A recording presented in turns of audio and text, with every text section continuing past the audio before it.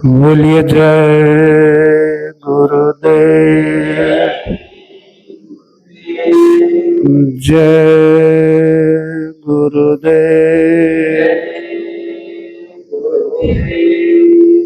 जय गुरुदेव,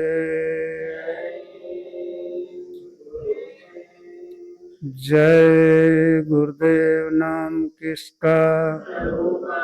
प्रभु का प्यारा नाम, संतों का जगाया नाम, कालयुग का जागृत नाम। जय गुरुदेव। गुरु महिमा अनंत है, कियो उपकार अनंत। ताति प्रारंभ में ध्यावत हैं सब संत। ध्यावत और मनावत हूँ, गुरु गावत हूँ तुम्हारी पछुआरी। और तुम बिन दूसर को नहीं मोहे, देखी परत है हितकारी। अंतर ज्ञान प्रकाश करो अज्ञान, हरो गुरु शरण तुम्हारी। अज्ञान हरो गुरु शरण तुम्हारी। मंगल मूर्ति सतगुरु मिलमय सर्वाधार। मंगलमय मंगल करन बिनवहु बारंबार। ज्ञान उदधि अरु ज्ञान घन, सतगुरु शंकर रूप। और नमो नमो बहुवार है, सकल सुपूजन भूप। प्रातः स्मरणीय परम पूज्य स्वामी जी महाराज एवं हमारे सभी सत्संगी प्रेमी गुरु भाई बहने, बच्चे और बच्चियों, सबको हार्दिक जय गुरुदेव। देखिए, संत शंकर का स्वरूप होते हैं।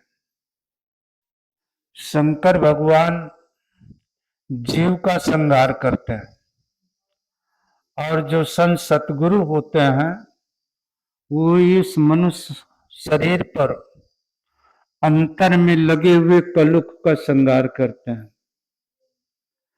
जब तक शंकर का सहयोग नहीं मिलेगा तब तक ये जीवात्मा का कल्याण होने वाला नहीं है। प्रेमियों, संत अंत की गति से आते हैं। स्वामी जी महाराज सत्संग में बताया करते थे कि त्रेता बीत गया, सतयुग तो सब योगियों का समय था। सतयुग योगी सब विज्ञानी। सतयुग में सारी आत्माएं जो भी मनुष्य शरीर पर हैं सब योगी थे। भोग नहीं था, उस समय योग था। और सारी की सारी मनुष्य शरीर पर बैठी हुई जीवात्माएं उस विज्ञान को जानती थी, विज्ञानी थी, कि सीधे उतर के आई थी। कोई आवरण नहीं लगा, कोई पाप पुण्य का बोझा नहीं लगा, तो निर्मल थे। तो कर हरि ध्यान, जैसे ध्यान अपने वतन का, अपने घर का, अपने देश का करते थे तो सीधे अपने लोक को चले जाते थे। प्रेमियों, ये काल भगवान को अच्छा नहीं लगा। मोटी भाषा आपको बता रहे हैं, ये अच्छा नहीं लगा। कहा भाई देखो, हमने तप किया है बहुत जुग तक, स्वामी जी महाराज कहते थे 70 युग काल भगवान ने तुमको फंसाने के लिए, तुम्हें यहां उतारने के लिए 70 युग साधना किया। आप 1 घंटे साधना नहीं कर सकते हो। कहने को कह दो मैं 2 घंटे बैठता हूं, लेकिन 2 मिनट आप साधना नहीं कर सकते हो। और काल भगवान ने आपको लाने के लिए, आपको फंसाने के लिए 70 युग साधना किया। ऐसे नहीं है। सेवा बस हम भय सुखारी, सेवा किया काल ने भारी, काल ने बहुत बड़ी सेवा किया और सेवा बस हम भय सुखारी, इतने खुश हो गए कि कुछ न विचारी, विचार नहीं किया। जैसे आपको कोई खुश कर दे, आपकी सेवा करके आपको खुश कर दे, तो आप फिर वित्त देने में, वित्त कहते हैं धन को, वित्त देने में विचार नहीं करोगे, दे दोगे। और बाद में जब वित्त खाली हो जाए तब सोचोगे कि यार सोच के नहीं किया, इतना कर देते तो इतना मेरे पास बच जाता। तो उन्होंने कहा कुछ न विचारी, कुछ नहीं विचारा, और इन जीवात्माओं को शब्द के द्वारा, नाम की डोरी के द्वारा, प्रेमियों ये वही शब्द है जो आपको सत्यलोक से यहां मृत्युलोक तक लाया। वो शब्द कबीर साहब ने कहा है, ये पोथियों में शब्द नहीं है, ये 4 वेद 6 7 18 पुराण में वो शब्द नहीं है।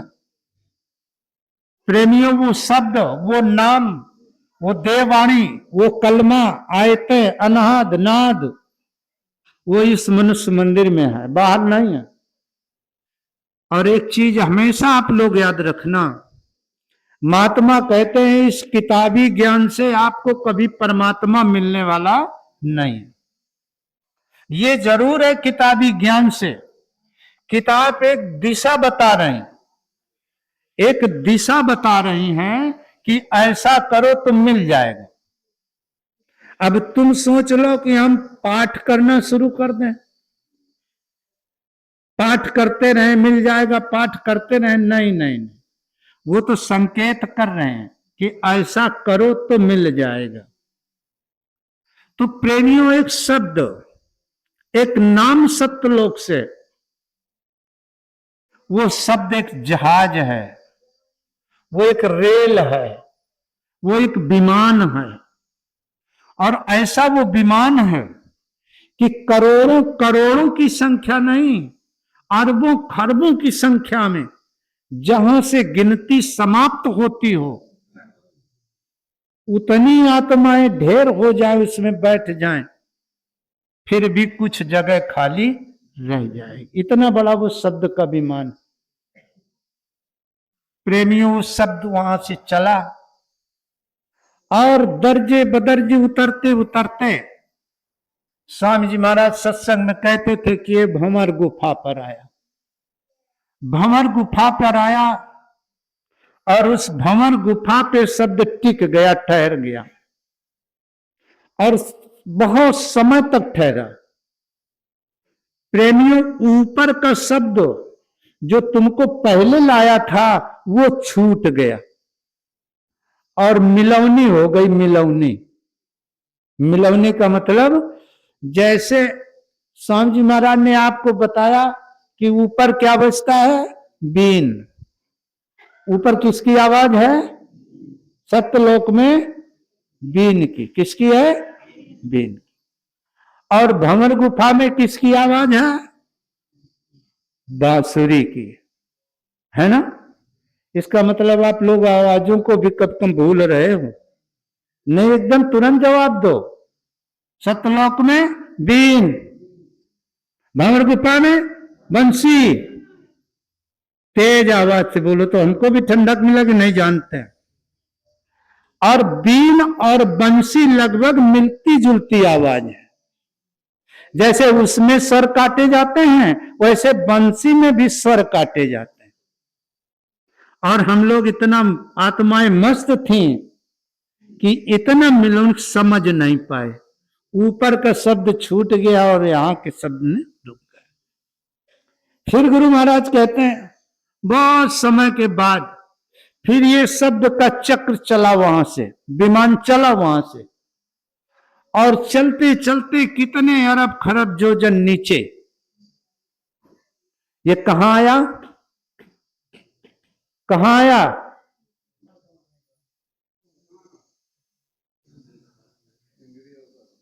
है? प्रेमियों 10वें द्वार में। अब यहां कौन सा बाजा बजता है? लगभग लगभग मिलती जुलती वाणियां। चलो वहां से और नीचे आए, त्रिकुटी बीच मझारा। जब ये त्रिकुटी में आए, ऊपर के शब्द छूटते चले जा रहे और नीचे का शब्द पकड़ के आए हैं। और प्रेमियों जैसे जैसे पकड़ के आए हैं और जहां जहां जिस शब्द को छोड़ा है, वैसे जब हम चलेंगे उसी उसी स्थान पर ये हमें आपको शब्द छोड़ना पड़ेगा। जैसे इधर से आप चलोगे तो ये सीधे शब्द आपको कहां ले जाएगा? जो त्रिलोकीनाथ हैं, त्रिलोकीनाथ हैं, वहां तक ये शब्द जाएगा। और फिर ऊपर का शब्द पकड़ेगा। गुरु महाराज बताते ये नहीं कि यही शंख और घंटे की आवाज आपको यहां से सत्यलोक तक ले जाए। ये अपने अपने बॉर्डर तक, अपने अपने वहां तक ले जाएंगे जहां से समाप्त हो जाए। इसीलिए गुरु महाराज ने आपको 5 शब्द बताए ना, 5 आवाजें बताई। एक से अगर जाना होता तो एक ही बता देते, 5 बताया कि ये अपने हद तक ये जाएगा, फिर ये वहां छूटेगा, फिर वो दूसरा पकड़ेगा। तो प्रेमियों ये करते करते त्रिकुटी बीच मझारा, त्रिकुटी में आए। और त्रिकुटी इसको झंझरी द्वीप भी कहा गया है। हमारे कवि साहब इसको झंझरी द्वीप कहा है। वो कहते हैं ये नहीं देश हमारा संतो, ये नहीं देश हमारा, हम तो अमर लोक के वासी, 3 लोक से न्यारा, आदि व्याधि उपाधि ये कौना बिना ज्योति उजियारा। वहां ऐसे सूर्य नहीं है, वहां प्रकाश की जरूरत नहीं है, इतना परम प्रकाश है। प्रेमियों एक जीवात्मा का प्रकाश स्वामी जी महाराज कहते हैं, कवि साहब भी कहते हैं, हमारे दादू दरिया नानक पलटू संत रविदास गोसाई जी महाराज, जो भी संत हमारे आपके आगे आए वो सब कहते हैं खोडस भानु हंस उजियारा। 16 सूर्य के समान तेज है एक आत्मा पर, और जहां असंख्य आत्माएं कोई गिनती ही नहीं है, तो कितना प्रकाशवान वो देश होगा, कितना प्रकाशित होगा। और प्रेमियों कितना वो शीतल देश होगा, कितनी यहां ठंडक होगी। तो ये नहीं देश हमारा संतो, ये नहीं देश हमारा, हम तो अमर लोक के वासी, 3 लोक से न्यारा, आदि व्याधि उपाधि ये कौना। अब बिना ज्योति, यहां जैसी गर्मी नहीं है वहां, देखो पंखा चल रहे हैं और गर्मी फिर भी लग रही है। वहां आदि व्याधि भूख प्यास जन्म मरण कुछ नहीं। इतना सुंदर देश है आपका। अब यहां कैसे आए? उन्होंने बताया कर तप तुम्हें निरंजन लायो और झंझरी दीप मझारा। निरंजन भगवान जो सहजदल कमल में रहते हैं, इन्होंने 70 युग साधना किया। कर तप तुम्हें निरंजन लायो झंझरी दीप मझारा। 70 युग साधना किया। जब वो मालिक प्रसन्न हुए, सेवा बस हम भय सुखारी, और सेवा के बसीभूत होकर के आपको उतारने में कोई विचार नहीं किया। प्रेमियों यही जड़ और चेतन की गांठ लगती है। जैसे हमारे गोसाई जी महाराज रामायण में लिखते हैं कि सुनौ तात ये अकथ कहानी, और समझत बने न जाए बखानी, ईश्वर अंश जीव अविनाशी, और चेतन अमल सहज सुख राशि, सो माया बस भयो गोसाई, अब बंधेव कीर मरकट की। अब ये कीर माने जीव, मरकट माने बंदर, ये जीव बंदर के सरीखे बंध गया। इसको गोस्वामी जी महाराज और पुष्टि किया, उमा राम जोशित की नाई। भगवान शंकर मां पार्वती को समझा रहे, क्या है उमा? उमा राम जोशित की नाई, और सब ही नचावत राम, सबको वही नचा रहे हैं।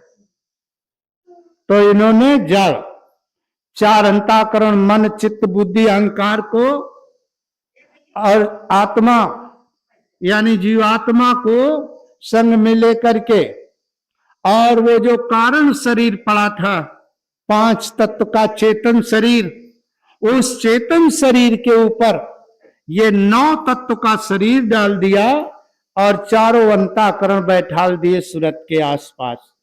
स्वामी जी महाराज आपको कहते थे कि जीवात्मा दोनों आंखों के मध्य में बैठी हुई है, ये तो बताते थे। इसके आसपास चारों तरफ चारों अंताकरण मन चित्त बुद्धि अहंकार को बैठाल दिया।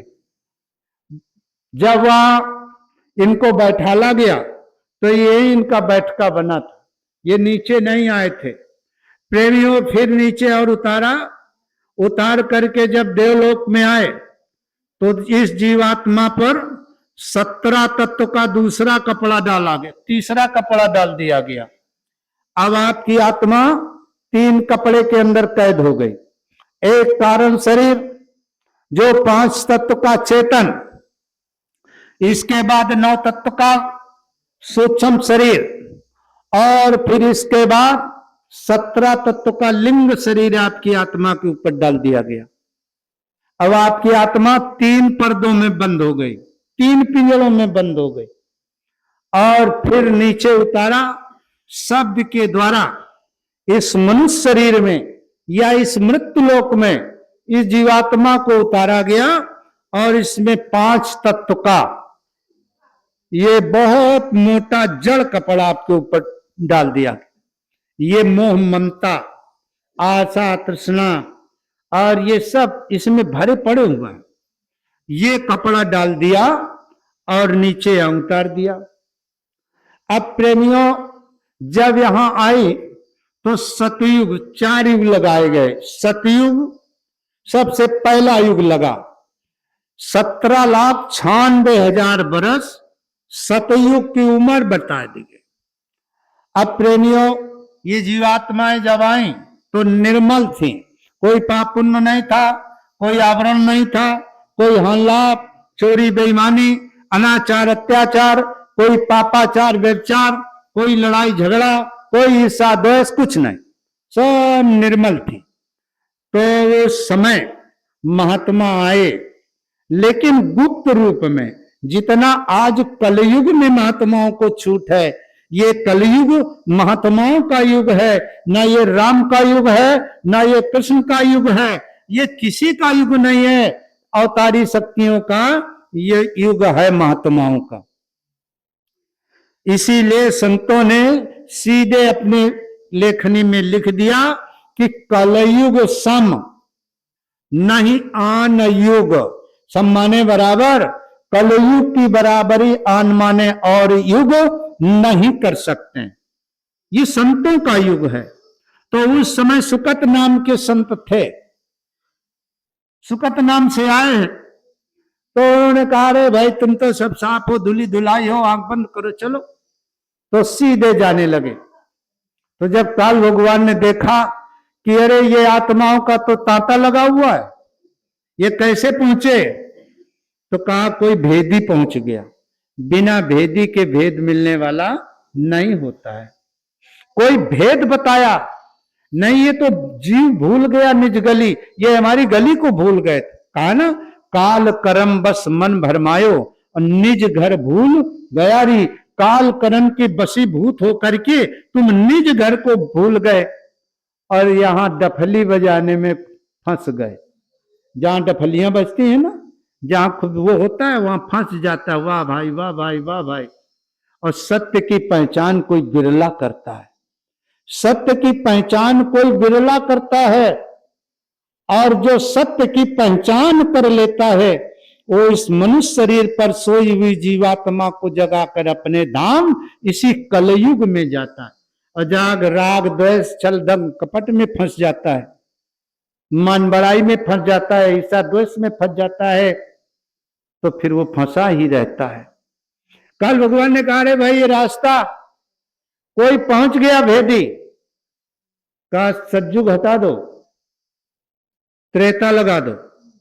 सज्जुग हटा दिया गया, त्रेता लगा, कहा इसकी 9 अंश उम्र कम कर दो। सतयुग में आपकी उम्र 1 लाख वर्ष की होती थी, 17,96,000 वर्ष उम्र सतयुग की थी। 1 लाख वर्ष की उम्र थी। मन हाथी के समान बलवान रहता था। आज जैसा छिछोड़ा मन नहीं था, जैसा छिछोड़ा है मन की ताकत चींटी के समान है। इस समय कहीं भी मंदिर में हो, सत्संग में हो, कहीं भी हो, मन बिल्कुल चींटी सरीखे घूमता रहता है। इसीलिए संतों ने कहा है कि मन को मारो, मन को संभालो। अरे जिन्होंने मार मन डाला उन्हीं को सूरमा कहना, बड़ा बैरी है ये मन घट में, इसी को जीतना कठिना। मन को जीतना किसी वीर का काम है, किसी बहुत बड़े वीर का काम है। प्रेमियों, इस हिसाब से कहा सज्जुग हटा दो और त्रेता लगा दो। लगना चाहिए थे द्वापर। पहला युग है सतयुग, दूसरा द्वापर होना चाहिए, लेकिन द्वापर को नहीं लगाया। इसमें एक बहुत बड़ा राज है, कई बार आपको बताया भी है। कहा त्रेता लगा दो, 9 अंश उम्र आपकी कम कर दी गई। 1 लाख वर्ष की उम्र थी, 90,000 वर्ष उम्र आपकी खत्म कर दी गई। कहा 10,000 वर्ष आपकी उम्र रखिएगी, केवल 10,000। अब आपकी जब उम्र कम हो गई और युग की भी उम्र कम हो गई, 8,12,64,000 वर्ष उम्र युग की कर दिया। अब तुम वही ध्यान करते थे जैसे आज के कुछ समय पहले अपनी समाज में क्या था। आज के कुछ समय पहले, मान लीजिए 700 वर्ष पहले, लोग क्या करते थे? देवी की पूजा, देवी देवताओं की बलि, यही तो होता था। ये सती प्रथा, कितना क्या क्या होता था। किसी का पति खत्म हो जाए तो उसकी पत्नी को जबरदस्ती चिता पे बैठाते थे, जिंदा जला देते थे, देवी देवताओं को बलि देते थे। ये अज्ञानता थी ना।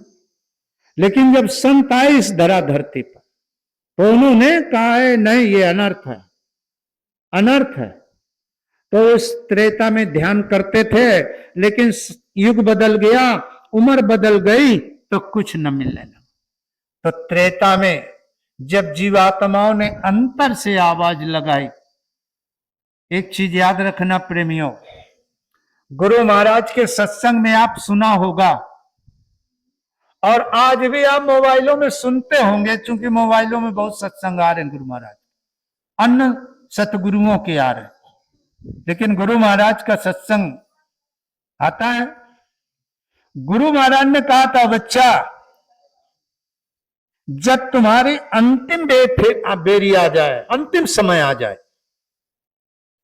तो जिन देवी देवताओं की पूजा करते हो, जिसको मानते हो उसको बुला लेना।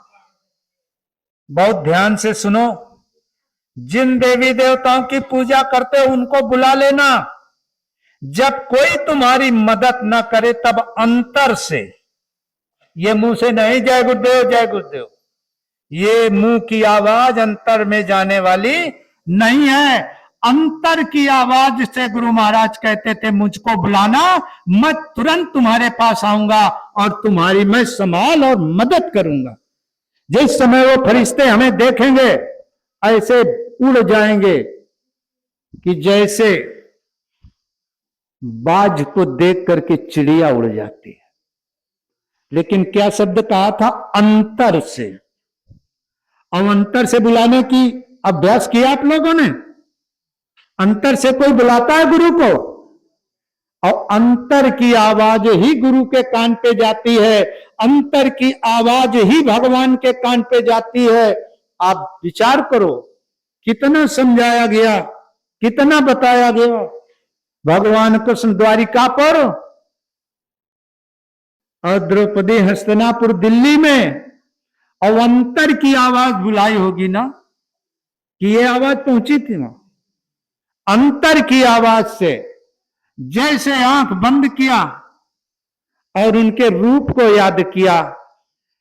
प्रेमियों, नाम और रूप, जब हम किसी का ध्यान करते हैं, किसी का नाम लेते हैं, तो उनका रूप अपने आप आता है कि नहीं आता? प्रेमियों, जब नाम और रूप दोनों एक जगह पर हो जाएंगे और अंतर की वाणी निकलेगी तो उनके कान पे जाएगी। और अगर ये चिल्लाने से काम होने वाला, ये तो वाह जगत की वाणी है, ये कान और ये शरीर सुनता है, लेकिन इस कान के अंदर में एक कान है, श्रवण रंध। श्रवण माने कान, रंध अंदर में। उस जीवात्मा के शब्द सुनने का कान अंतर में है, उस परमात्मा के शब्द को सुनने का कान अंतर में है। तो द्रौपदी ने क्या किया था? कहा अंतर से आवाज लगाई कि बिन काज आज महाराज लाज गई मोरी, दुख हरो द्वारिका नाथ शरण लई, तेरी शरण लई। आज हम गुरु के शरणागत भी नहीं है। अभी इतने पे भाई बहन बैठे हुए हैं, सब गुरु के शरणागत नहीं हैं। जो पुराने हैं वो भी इधर से उधर हो रहे हैं, और गुरु महाराज की बात को अब जेब में डाल लिया गया। गुरु महाराज कहते थे, बच्चा तुम मुझको देखो, मैं तुमको देखूं, और जो मेरी याद करता है मैं उसकी याद करता हूं, जो मेरी याद नहीं करता मैं उसकी परवाह नहीं करता। क्या क्या बताया जाए, बहुत तो सिखाते सिखाते, बताते बताते, है ना। लेकिन चलो प्रेमियों, वो तो सकल पदार्थ यही तन माही, जग माही तो है ये सारे पदार्थ, लेकिन इस तन में मैं कहता हूं कि सकल पदार्थ यही तन माही, और कर्महीन नर पावत। ढोंग रचाने से कोई फायदा नहीं होगा। ढोंगी बिल्ला की कहानी सुना है? प्रेमियों, ज्यादा नहीं कहेंगे, इतना ही कहेंगे कि अंतर की आवाज से गुरु को बुलाओगे तो गुरु महाराज झूठ नहीं बोल के गए हैं। वो कहते थे, करऊं सदा तिनकर रखवारी, अज्जिम बालक राखे महतारी। ऐसे मैं रखवाली करता हूं जैसे मां अपने बच्चे की निरख परख करती है। अरे प्रेमियों, अगर कांटा लगना होता है, आपके पैर पे कांटा चुभना होता है, तो गुरु अपनी हथेली लगाते हैं। क्यों? वो कहते थे तुमको इस तरीके से लिए घूम रहा हूं। पुराने लोगों ने सुना होगा, गुरु महाराज कहते थे इस तरीके से तुमको लिए घूम रहा हूं, एक हाथ पैर और एक हाथ सर में। वो भूल गए गुरु महाराज के शब्दों को, वो भूल गए गुरु की वाणी को। ऐ प्रेमियों, गुरु को सन्मुख रखिए। अगर गुरु को इधर से उधर कर दिया तो भटक जाओगे, कुछ मिलने वाला नहीं है।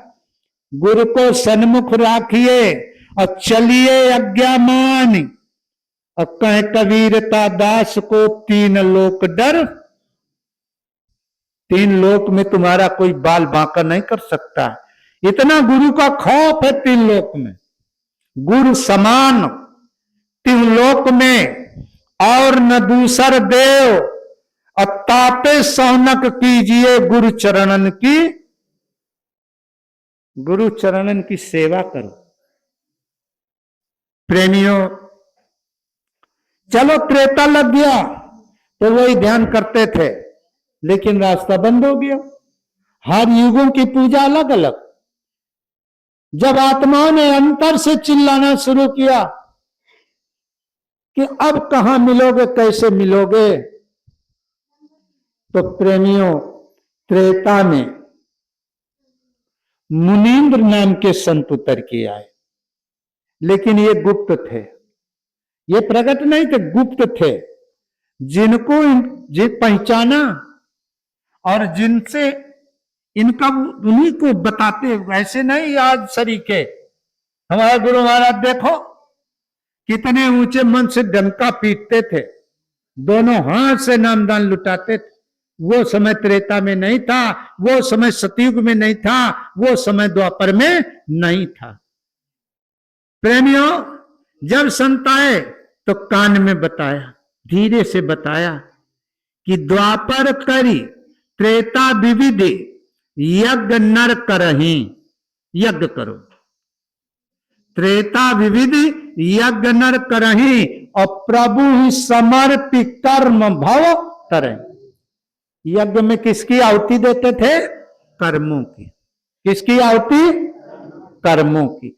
जब शुभ और अशुभ दोनों कर्म आहुति में जल जाते थे, तो जब कोई शुभ नहीं है, अशुभ नहीं है, तो रास्ता तो तुम्हारा साफ ही है। ये शुभ और अशुभ ही बंधन है। शुभ सोने की बेड़ी है, पाप लोहे की बेड़ी है, अशुभ लोहे की बेड़ी है, और पुण्य सोने की बेड़ी है, शुभ कर्म सोने की बेड़ी है। लेकिन ऐ प्रेमियों, बंधन दोनों में बराबर है कि नहीं बराबर? सोने की बेड़ी डाल दी जाए तो बंधन है, और लोहे की बेड़ी हथकड़ी डाल दी जाए तो बंधन है। तो महात्माओं ने कहा त्याग ही कर्म, त्याग ही कर्म शुभाशुभदायक, अभजय मोह सुर नर मुनि, सुर नर मुनि। कल एक भैया आ गए, देखो सुर नर मुनि की बात आ गई। अब इतने समय बड़ा, अब क्या कहा जाए, कलिकाल बिल्कुल कलयुग विकराल स्थिति पे चल रहा है। कल एक भैया आए तो कहा शुक्ला जी ये बताओ, भगवान राम केवल 4 ही लोगों की रक्षा के लिए जन्म लिया था? अब क्या कहा जाए भाई? कहन तो हम कहा नहीं भैया, आई बात नहीं आया, वो तो सब पे कहते हैं कि सब पर मोर बराबर दाया, सब मम प्रिय सब मम पुजाए, और सबसे अधिक मनुज मोहि भाए। हम कहा यहाँ तो चौपाई लिखी है रामायण में। तो कहन नहीं, कहन केवल 4 के रक्षा करें कहे ना। हम कहा कौन कौन? कहें विप्र, धेनु, सुर और मुनि। कहन ब्राह्मण के रक्षा, गौ के रक्षा, और ऋषि मुनियन के रक्षा, और देवतन की रक्षा। तो कहे हम पंचे बेकार हैं, जब हमारी रक्षा न हुई तो हम बेकार हैं। हमारे इतना तमाचा लाग। हम कहा बारे विज्ञान, कहां से कहां ये मोबाइल वालों ने कहां से कहां पहुंचा दिया है ना। कहते हैं जय सुर धेनु विप्रहित कारी। कहने 4 का है ना। अब हमारा दिमाग खराब होगा। हम कहा भैया यार बात तो सही कह रहे हो तुम, लेकिन एक जगह यह हुई कहा है कि सब मम प्रिय सब मम उपजाए, और सबसे अधिक मनुज मोहि भाई। तो तुरंत कहना हाँ मनुज भाई, लेकिन ब्राह्मण है भाई, और कौनो नहीं भाई। हम कहा बताओ भैया, ब्राह्मण तुमने कोनो मर जाए, बताओ कहां जाए? मतलब बड़ी तर्क वितर्क किया उन्होंने, बड़ा तर्क किया। लास्ट में तो गुरु महाराज की दया ही है, फंसे बाद में कहना नहीं सही है, सही है। हमने कहा एक ब्राह्मण रावण भी था, तो अगर विप्र के हित के लिए आए भगवान राम, तो रावण का वध क्यों कर दिया? और रावण का नहीं, पूरे खानदान परिवार का वध करवा दिया। ब्राह्मण वो तो भी था, लेकिन विप्र शब्द लिखा है भैया, विप्र द्विज, विप्र, ये चार हैं इस बट, ब्राह्मण, चार हैं ये। और चार एक ही श्रेणी में नहीं है कि चाहे विप्र कह दो, चाहे द्विज कह दो, चाहे ब्राह्मण कह दो, चाहे कुछ कह दो, ऐसा नहीं है। दशरथ जी से जब विश्वामित्र जी गए राम और लक्ष्मण को मांगने, तो किस शब्द का प्रयोग किया था, है ना? चौथे पन सुत पायो चारी, और कहो न विप्र तुम वचन विचारी। अलग अलग श्रेणी है। मुझे एक देर समझाया तो कहा हाँ तुम जय गुरुदेव महा, तुमसे पेश तो न मिली, बाकी बात हमार सही, हमका बिल्कुल सही है, क्या किया जाए। तो प्रेमियों, त्रेता विविध यज्ञ नर करही, और प्रभु समर्पित कर्म भव तरह। शुभ और अशुभ कर्मों की आहुति देते थे, त्याग ही कर्म शुभा शुभदायक, और भजहि मोहि सुर नर मुनि नायक। जैसे आहुति दिया तो निर्मल हो गए, तो फिर रास्ता खुल गया, त्रेता में जाने लगे। जब त्रेता में जाने लगे तो फिर देखा काल भगवान, अरे कहा भाई ये कैसे कि झुंड की झुंड आत्माएं जा रही। कहा कोई भेदी पहुंच गया, कहा त्रेता हटा दो, द्वापर लगा दो, 9 वंश में और कम कर दो। प्रेमियों, द्वापर लग गया, त्रेता में 1000 बरस की उम्र, 10,000 बरस की उम्र, और 9,000 कम करके 1,000 बरस की उम्र। अब वही यज्ञ करते थे, यज्ञ अश्वमेघ यज्ञ। अश्वमेघ यज्ञ में घोड़ा की बलि दी जाती थी। जौन जौन यज्ञ होती रहा उनमें वही के बल दी जाती। ये करने लगे, रास्ता फिर बंद हो गया। फिर द्वापर में करुणामय नाम से उतर के आए संत, और चुपचाप गुप्त भेद बताया। कहा द्वापर करी रघुपति पद पूजा। रघुपति कौन है? ये त्रेता वाले रघुपति नहीं, रघुपति अलग है। देखो एक कहानी उनकी है महात्मा जी की। महात्मा जी जो थे हमारे, वो उनके मुख से निकलती थी रघुपति राघव राजा राम। अब देखो, ये देखो कितना है ना, कितना हाई दिमाग हो गया। हम कह रहे हैं रघुपति राघव राजा राम, तो कह रहे हैं पता न पाऊं सीता। ये देखो रामायण को, अरे कहां से कहां कैसे मिला दिया गया। तो कहते हैं चलो बड़ी अच्छी बात है, पता न पाऊं सीताराम, ऐसा काम करो इस मनुष्य शरीर में अब की बार कि सीताराम को भी पता न चले कि तुम क्या कर रहे हो।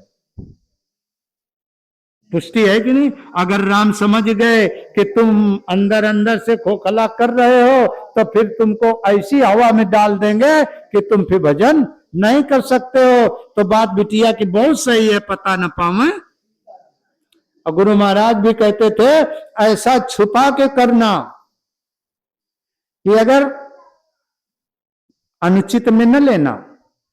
अगर पति और पत्नी दोनों भजनानंदी हैं, तो पति के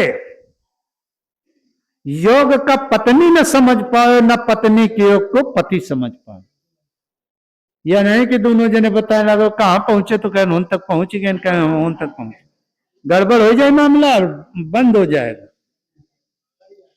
तो बहुत छुपा के करना है। प्रातः हो तो चोरी करो, चोरी बता रहे हैं।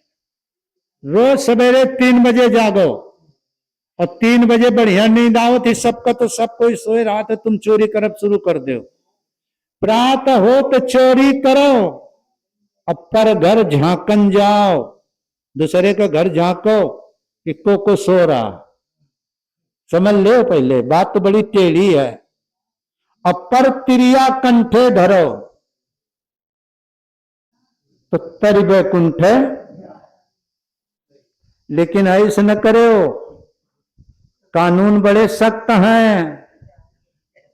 प्रातः हो 3 बजे जगो, चुपचाप सर पे कपड़ा डाल लो और बैठ जाओ पर घर घालन।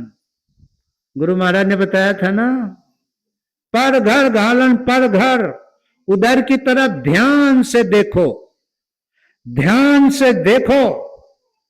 और ये माला गोस्वामी जी महाराज की, जो माला गोस्वामी जी महाराज के नाम की है, उसके हृदय पे रखो, कंठ में रखो। जब ये 3 काम कर लोगे